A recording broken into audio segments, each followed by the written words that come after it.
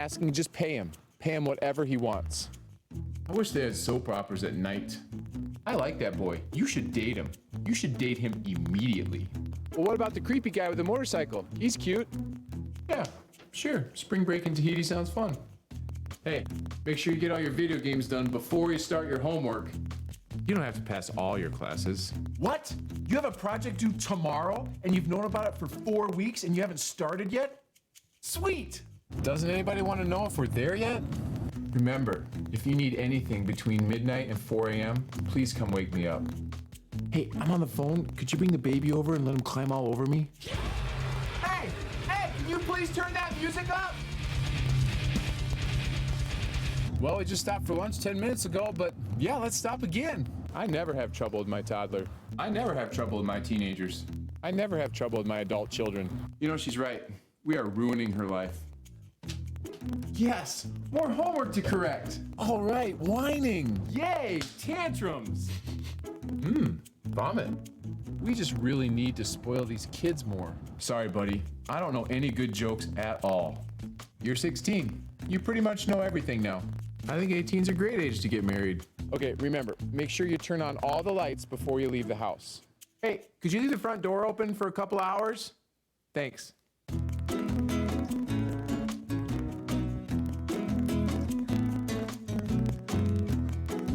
Whoa! Money really does grow on trees.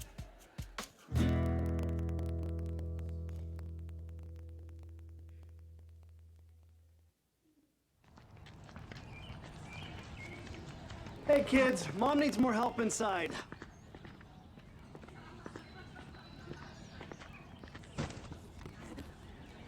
Hey, how many kids do you have? 3. 3. Yeah. That is a good number. Whoa, whoa. Let's just concentrate on this one for now. Hey, what's it like being a dad?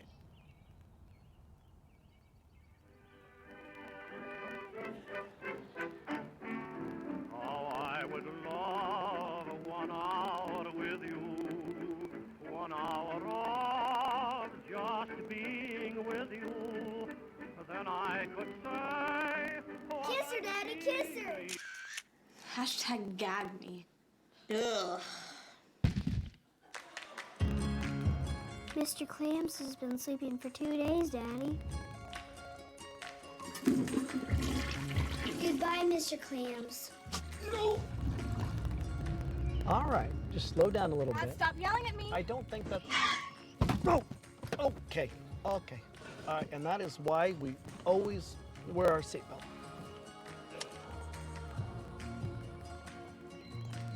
And that's the birds and the bees.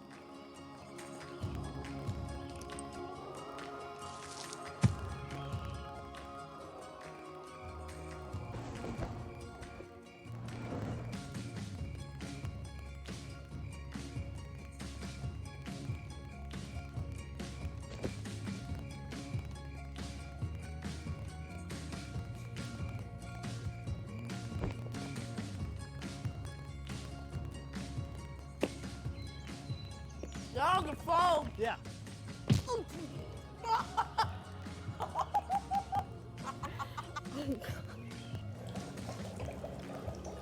I am so proud of you, son. Run. Huh? Run, it's gonna blow! Have I told you lately? I know, Dad. You love me. You tell me all the time. Actually, I was going to tell you I think you're beautiful inside and out. Whatever.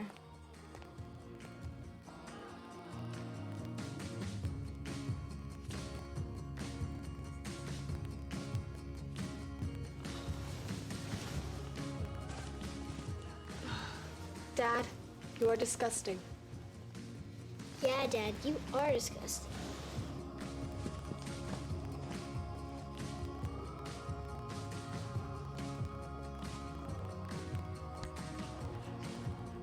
This right here goes to your future, this right here goes to you, and this right here goes to God. Whoa, whoa, whoa. How much does God get?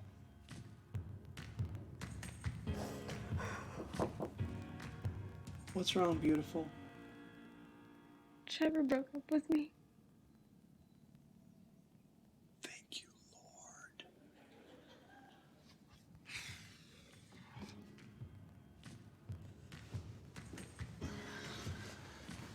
He's such a jerk.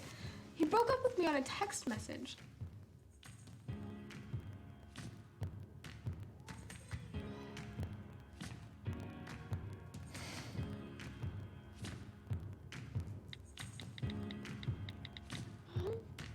You just replied. Dad, I can't believe you.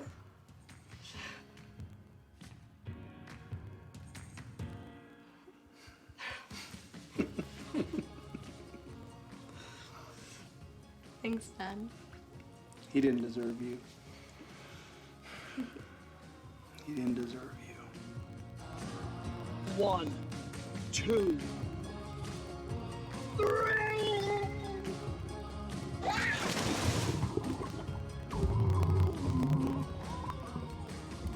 Heavenly Father, thank you for being so good to us.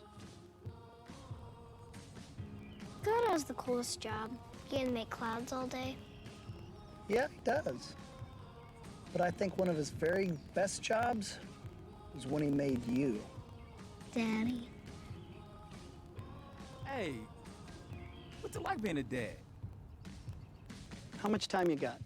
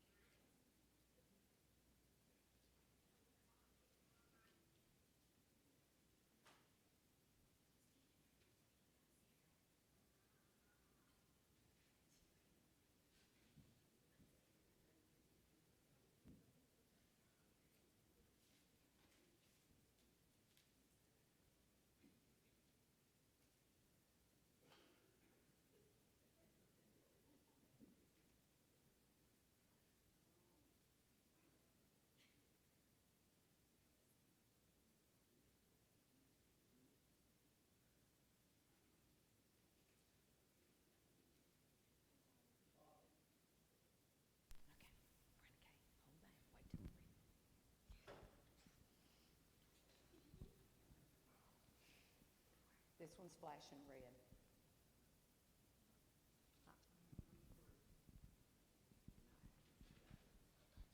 Let's try that. Oh, yeah.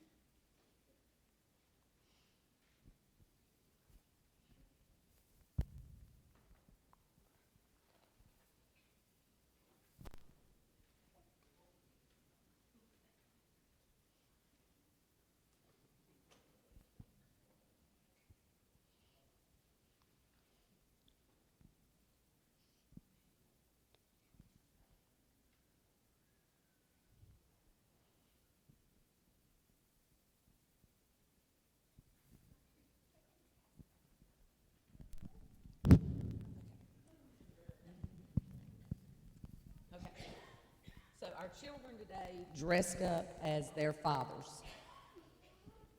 You probably can tell where Ethan's dad works. We'll plug Coastal over here. And we have asked all of them a few questions about their dad. So they're going to answer you one at a time. Brenna Kate, what's your dad's name? Ethan. A little bit louder. Ethan. Okay. Your dad's favorite colors are? Green, red, and pink. Okay. Your dad likes to work on what? Big trucks. What's your dad's favorite food? Steak. Dad is really great at what? Play with me. Dad cooks the best what? Hot dogs. Daddy Ethan's favorite game with you is what? Hide and seek. Good. You like it when your dad does what? Tickles me. You are thankful that your dad does what? Helps me color. I love you, Dad, because. Because you're the best dad.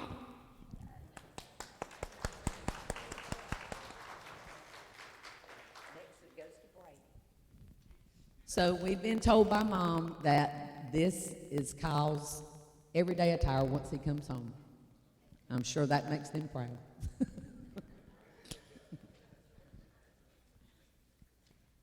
Okay, Brady. You know yours for sure, right? Your dad's name is? Kyle. His favorite color? Blue. He really likes to? Hunt. His favorite food? Steak. He's really great at what? Hunting. Your dad cooks the best?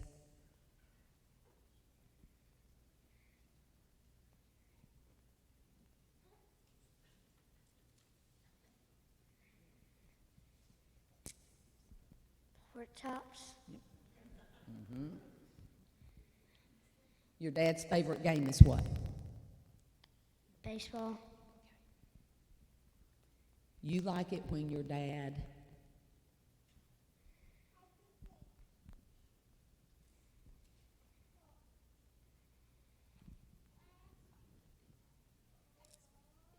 takes me hunting. I'm thankful that my dad. Loves me. I love you, Dad, because.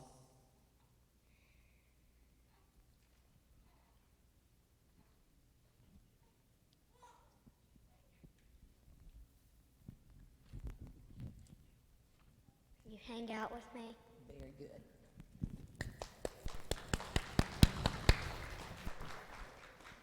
And this is Kyle's dress attire.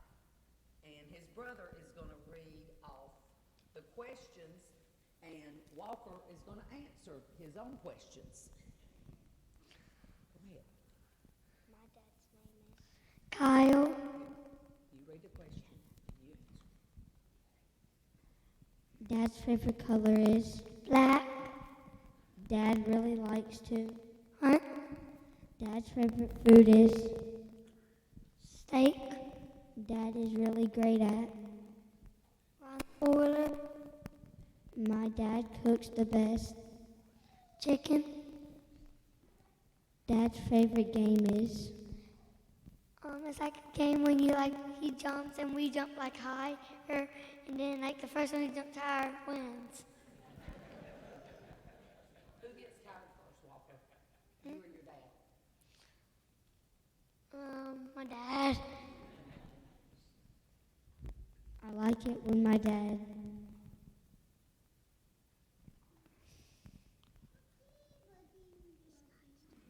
Nice to me.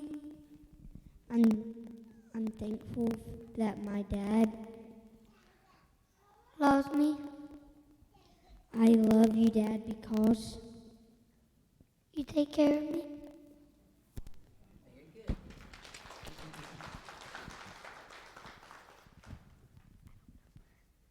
I'm going to help you. Lindley Brooke, she'd like her dad to stand up to see how much they look alike today. Pretty good. Okay, so tell everybody out here, what's your dad's name? BJ. What's his favorite color? Carolina blue. What does Dad really like to do? Play baseball. What's his favorite food? Steak. What is he really good at? Playing baseball. And building trucks. Good. Your dad cooks the best what? Steak. Dad's favorite game is? Baseball. You like it when your dad does what? Coaches my softball team. Very good. What are you thankful for about your dad? He looks like me. Or vice versa. Go to Kelly.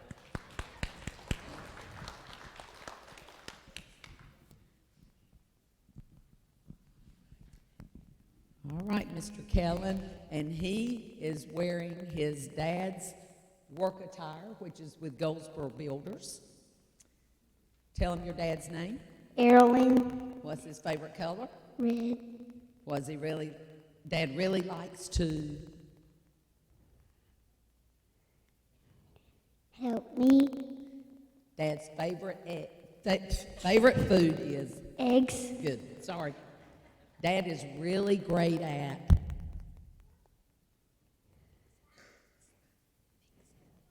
Fixing things. Yep. Your dad cooks the best. Steak. Dad's favorite game is. Perfection. You like it when your dad does what? Sleep with me. You're thankful that your dad Helps me. I love you, Dad, because. You are awesome. There.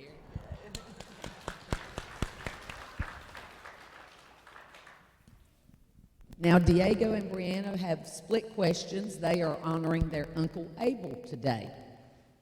So, Brianna, your second question, since I just told him what his name is, what is his favorite color? Blue. Okay.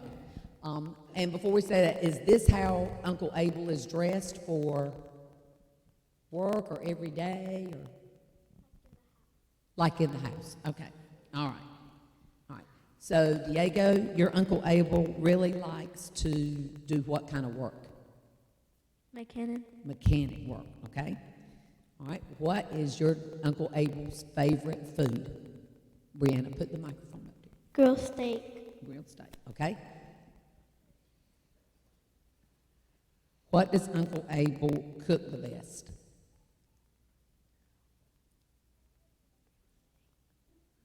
Grilled steak. Okay, all right.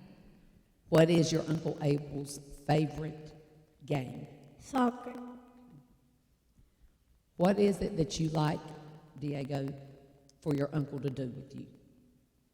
They give us candy. Give us candy, okay. What are you most thankful about with your Uncle Abel?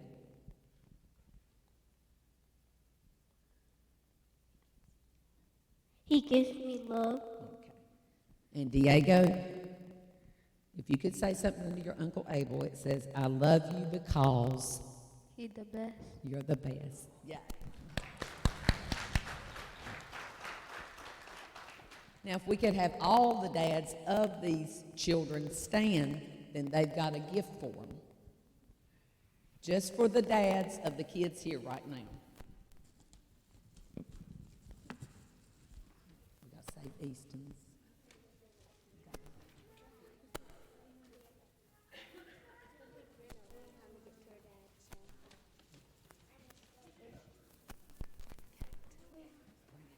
Hand it to your daddy. Kill him. Go hand it to your daddy. Walker. And that's, this is Kenny.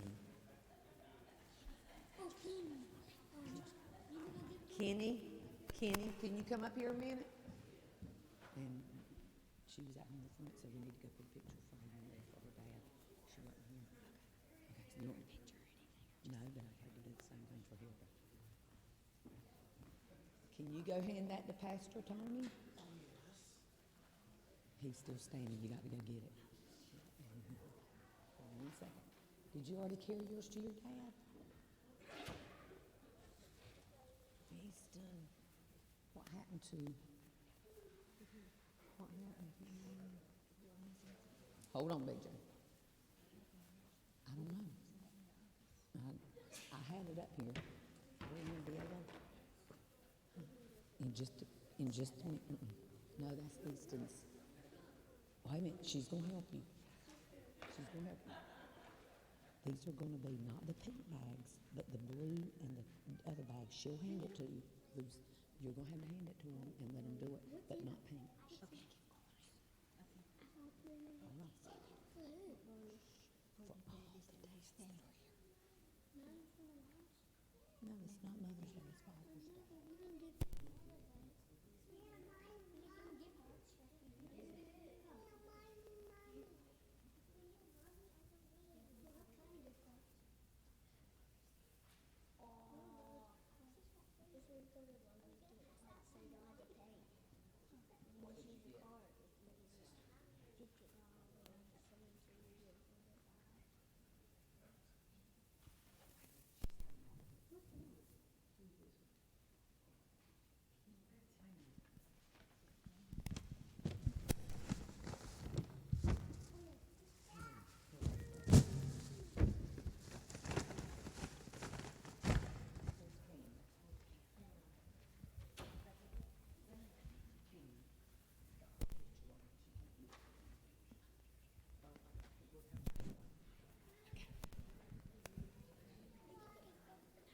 She's going to help you.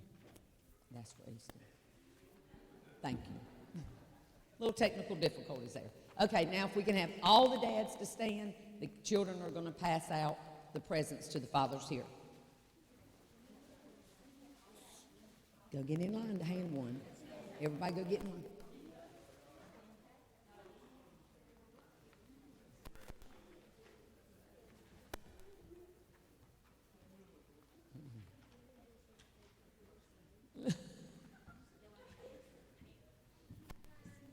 Hand them this one first, if there's any. Yep. As you receive one, if you will, just have a seat so the kids will know who's left standing to receive one.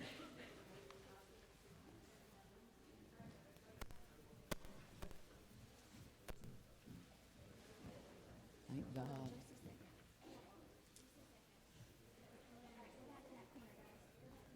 Good Lord, have mercy. Oh, Uncle Glenn's sitting at the back. Uncle Glenn. Pray tell, we're wiping him. Bobby Finch is standing.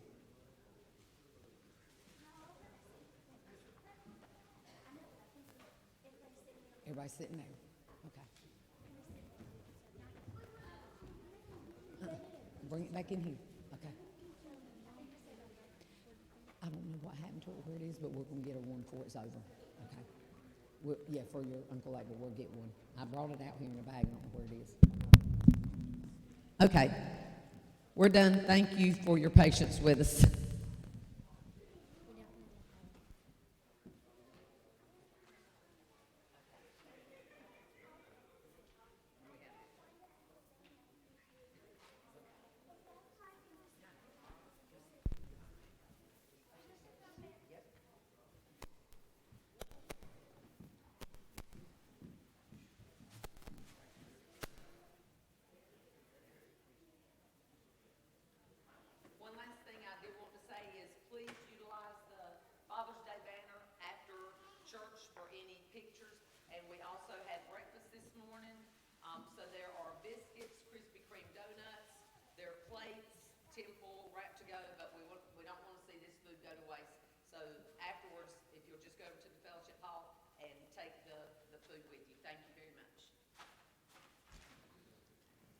I tell you what, fellas, you trained these youngins right. You know you trained them right when every youngin says, my daddy's favorite food is steak. They learn. Father's Day has always been a special time to me. Now, some of you older gentlemen, you're probably going to remember a statement that your father probably made to you. One of my father's favorite statements was when he told you to do something. How many of you, has your child ever looked at you and said, why? You know what my daddy's response was, and probably the same thing yours was?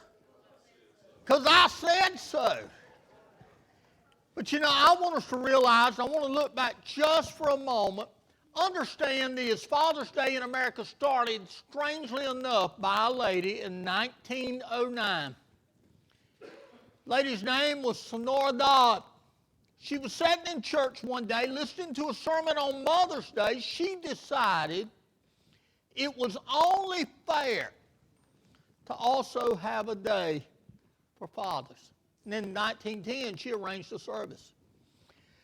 Sonora Dodd lived to see Father's Day established.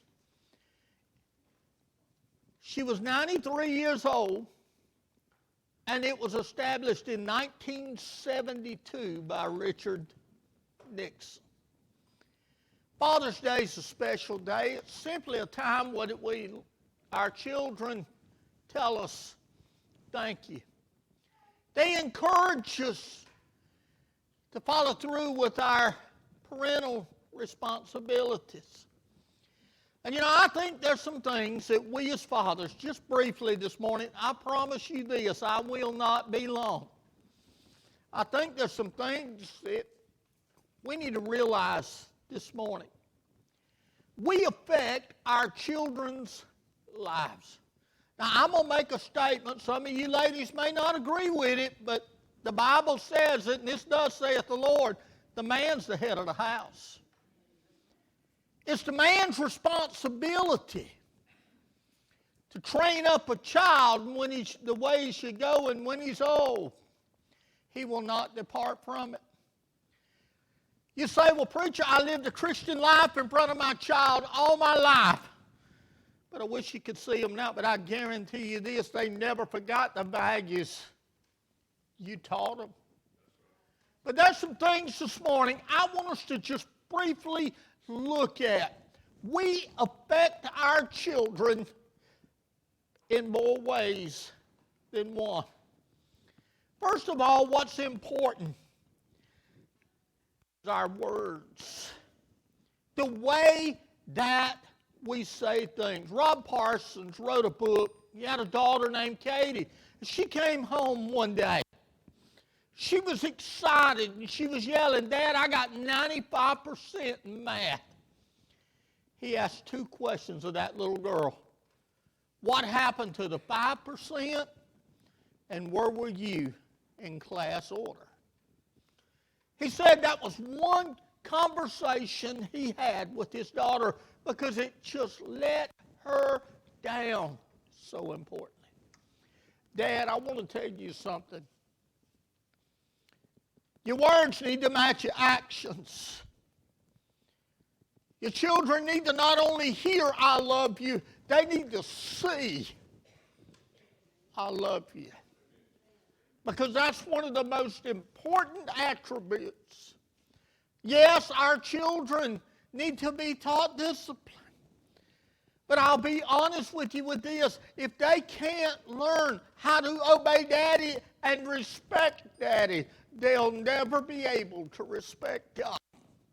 Because it begins at an early age.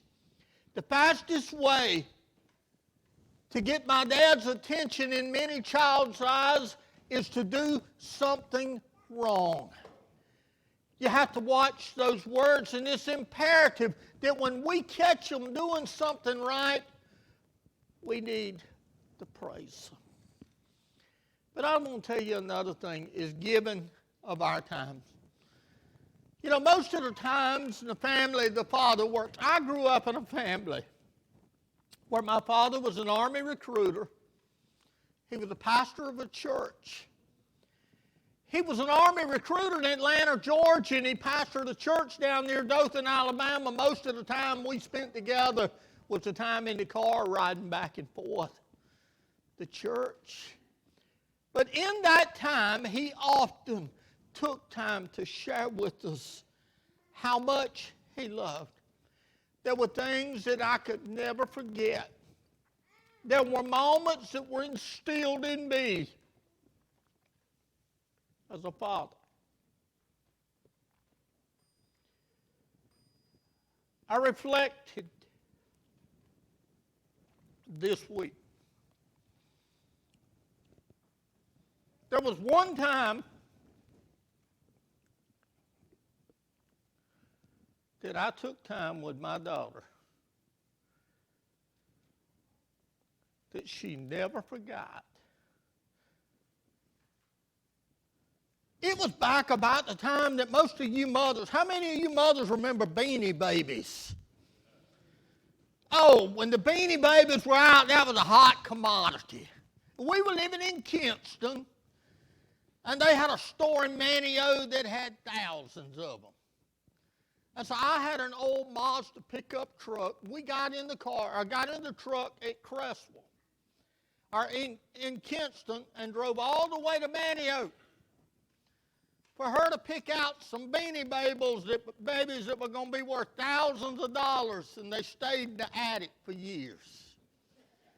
But the thing that she remembered more about that one trip was the trip home. Listen, I didn't look at a map, but I got on 264 in Manio and started driving. I took the back way. When we got to Swan Quarter, she said, how far are you from Kinston?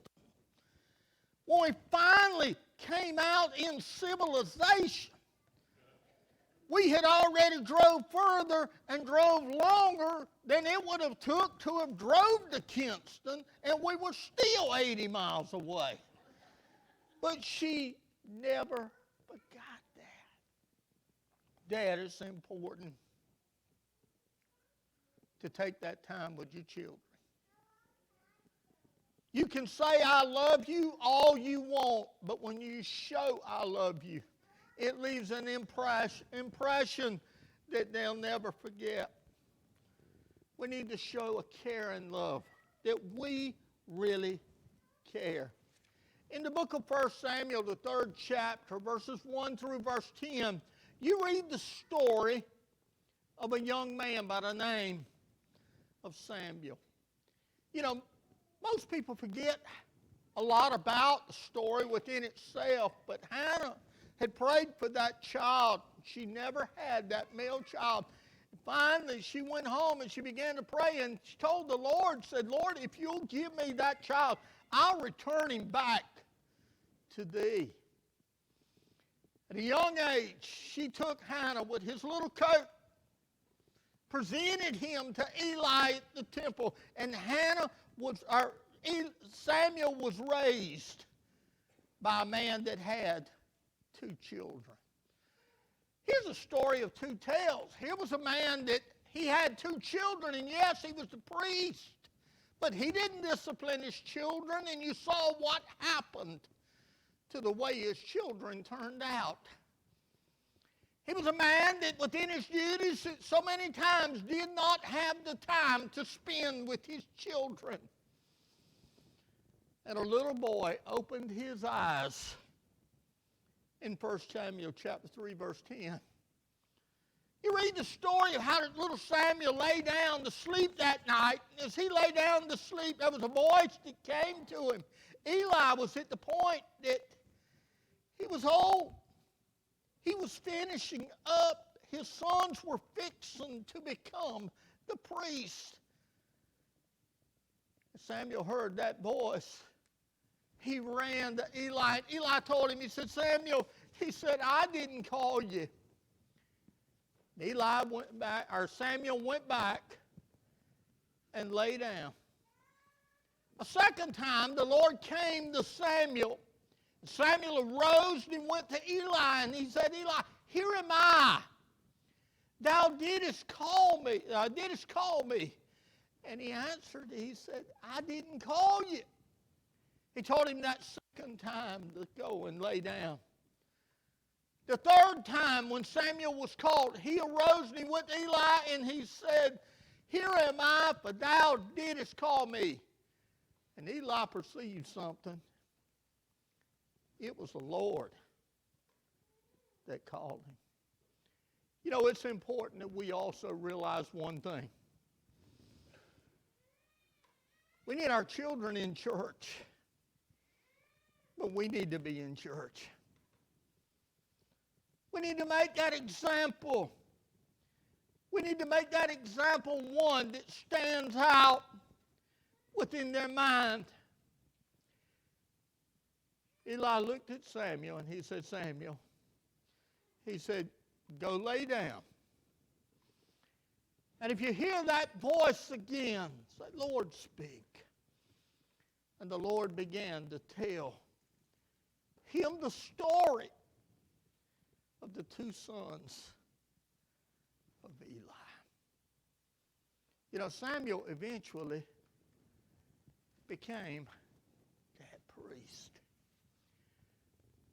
When we look at our children, every single one of us have an aspiration for them. If you've got that precious child with you this morning, you want to see that child grow up to make something out of their self. And the more that you instill in it, the more that child will learn. As a young age, I was placed in God's hands. My mother and father had me dedicated. I've got a brother this morning that's standing in a pulpit in Rockingham, North Carolina, about this same time. My mother and father had him dedicated. And you know, when we stop and we think about it, we realize that both of us have been in the ministry. This for me is 45 years or 46 years. And I'm 63 years old. My brother is longer than that and younger than me. But it was by an example. Not just being told what to do, but listening. It was by an example, seeing love, but yet being taught respect. And yes, there is a balance for the two. Because a lot of times people say they love their children, but let's be honest, they're not loving their children, they're spoiling their children. And you don't gain a thing by spoiling a child. Instead, you teach that child what it means to have responsibility, but also what it means to understand Mama and Daddy love you. And not just say it, but show it. We've had a good day in the Lord's house today. I appreciate each and every one that's come out this way, and as we prepare for our hymn of invitation, I just want us to stop and I want us to pause